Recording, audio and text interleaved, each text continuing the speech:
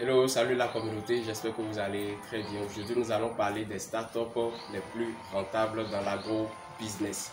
Alors déjà, pour commencer, définissons ce que c'est qu'une startup, parce que ce thème actuellement est en train de subir une dilution qui ne dit pas son nom.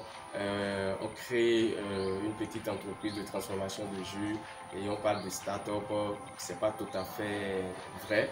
Alors, une startup, déjà, il faut comprendre que le mot startup, c'est un mot qui est en anglais qui veut dire démarrer.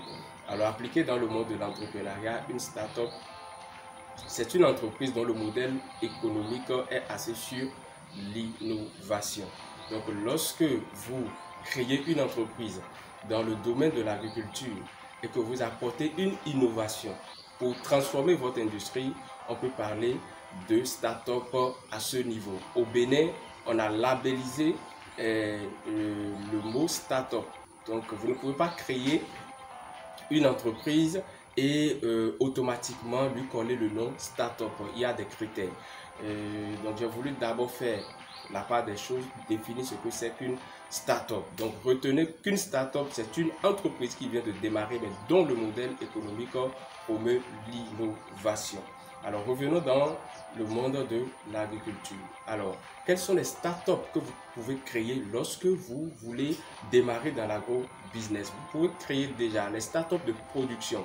Ça peut être la production de lapins, ça peut être la production de volailles, ça peut être la production de cailles, la production d'escargots, ainsi de suite. Vous pouvez également lancer une startup dans le domaine de la transformation. Vous pouvez transformer le lapin en viande en lapin haché. Vous pouvez transformer également les escargots en escargots déjà pré-cuits.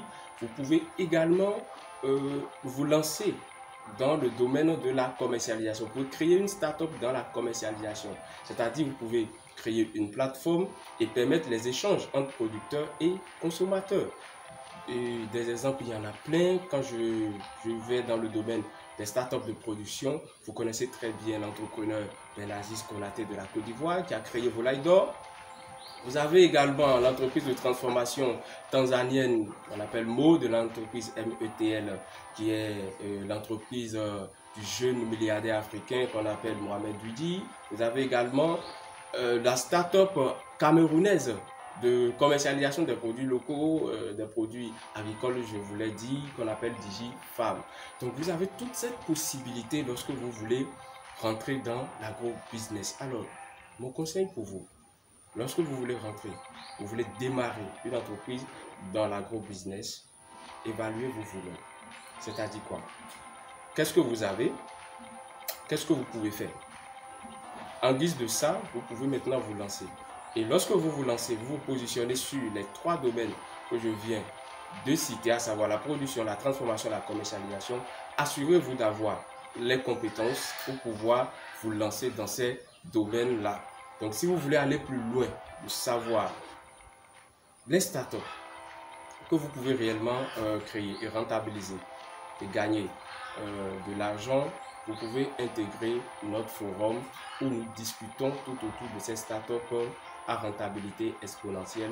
Vous allez avoir vraiment les outils, les informations qu'il faut pour ne pas commettre d'erreurs lorsque vous voulez lancer votre entreprise dans le monde de l'agro-business. Sur ce, je vous remercie. Ciao, ciao.